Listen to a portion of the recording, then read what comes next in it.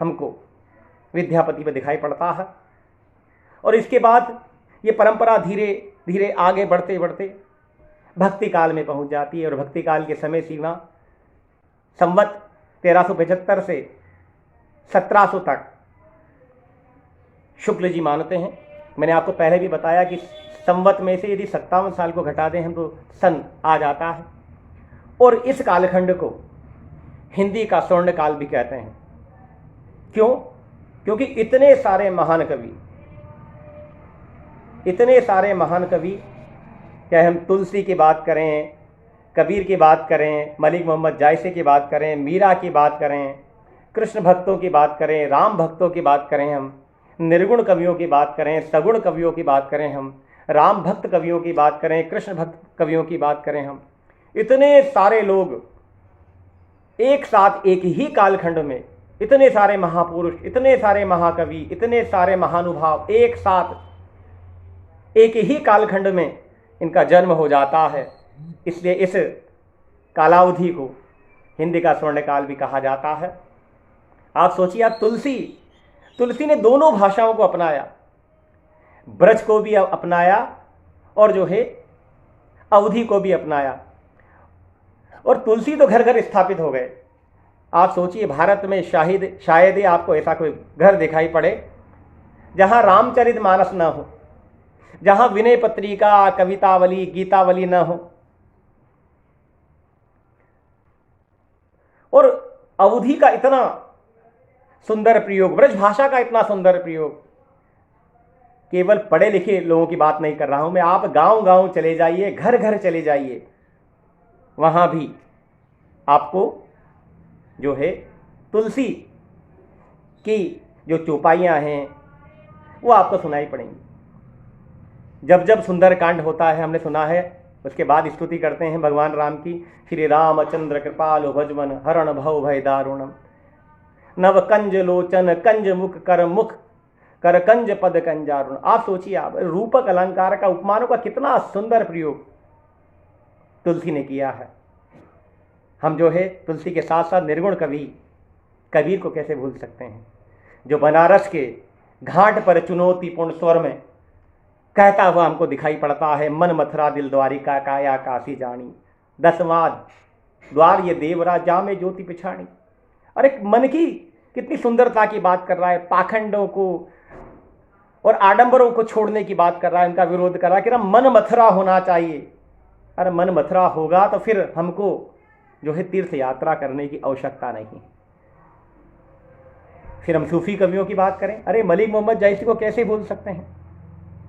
इस्लाम धर्म को ग्रहण करने के बावजूद भी उन्होंने भारतीय संस्कृति को अपनाया। आप देखिए, भारतीय ऋतुओं का, भारतीय त्योहारों का, भारतीय परंपराओं का किस प्रकार से वह जो है अवधि में, हिंदी यहाँ जो है अवधि का रूप धारण कर लेती है और इतना सुंदर प्रयोग करते हैं, इतना मीठा मधुर हृदय स्पर्शी प्रयोग करते हैं कि हम जो है आश्चर्यचकित हो जाते हैं।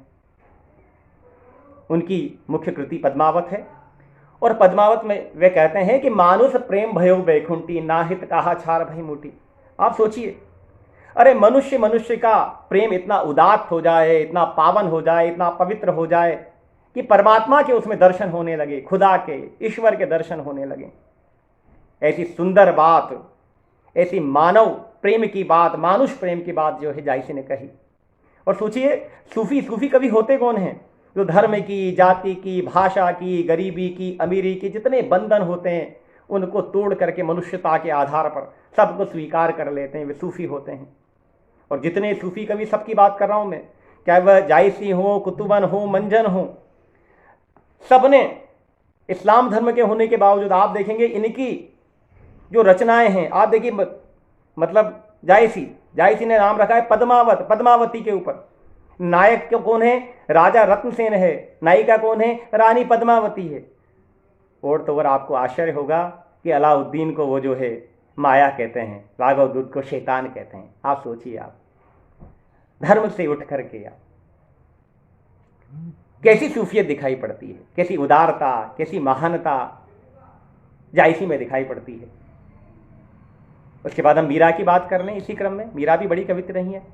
जिन सुखों और साधनों को प्राप्त करने के लिए हम जीवन भर खपा देते हैं जीवन को पूरा। उन महलों के सुखों को त्याग करके मीरा भगवान कृष्ण की भक्ति करने के लिए वृंदावन चली जाती हैं। आप सोचिए, महलों का सुख, अरे मीरा के पास क्या नहीं था, परंतु उनका ध्येय था भगवान कृष्ण की भक्ति करना, भगवान कृष्ण के प्रति समर्पित हो जाना। तो आप सूर की बात कर लें, आप सूर के कितने मीठे पद हैं। और सूर की बात करेंगे हम तो हम वल्लभाचार्य जी को कैसे भूल जाएंगे, अष्टछाप की स्थापना करने वाले विट्ठलनाथ जी को कैसे भूल जाएंगे, जिसमें सूरदास हुआ करते थे, कृष्णदास हुआ करते थे, कुंभन दास हुआ करते थे। हम रामानंद को कैसे भूल जाएंगे, रामानंद को आकाश धर्मा गुरु कहा जाता है, जिन्होंने धर्म के आधार पर, जाति के आधार पर, अमीरी और गरीबी के आधार पर किसी प्रकार का भेद नहीं किया। अपने विद्यार्थियों को, अपने शिष्यों को उनकी प्रकृति के अनुकूल, उनके स्वभाव के अनुकूल पूरी स्वतंत्रता प्राप्त की, दी उन्होंने स्वतंत्रता उनको। तो आप देखिए, उनके यहाँ सब लोग दिखाई पड़ेंगे, निर्गुण भी दिखाई पड़ेंगे, सगुण भी दिखाई पड़ेंगे।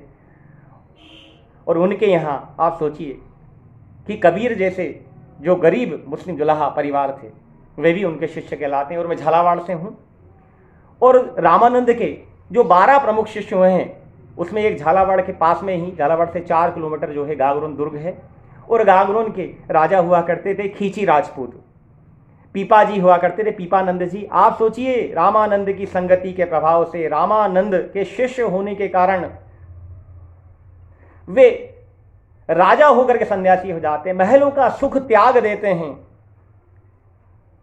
आप सोचिए क्या कालखंड रहा है। रसखान की बात करें, अरे मुसलमान होने के बावजूद भी मानुस हो तो वही रसखान, बसो ब्रज गोकुल गांव के ग्वारन, जो पशु हो तो कहा बस मेरो चरोनित नंद की धेनु मझारन।